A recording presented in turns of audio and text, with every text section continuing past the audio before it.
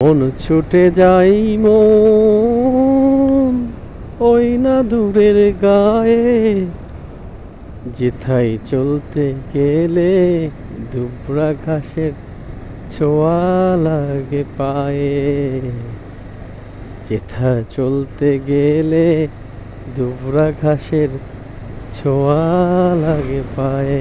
দর্শক, দেখাচ্ছিলাম ময়মনসিংহের প্রত্যন্ত জনপদ, গ্রামীণ জনপদ। গ্রামের মধ্যে দিয়ে যাচ্ছিলাম, এই যে সাইডে গ্রামের গরু বাঁধা, বাঁশের ঝাড়, গরু খাচ্ছে, খাবার ঘাস খাচ্ছে।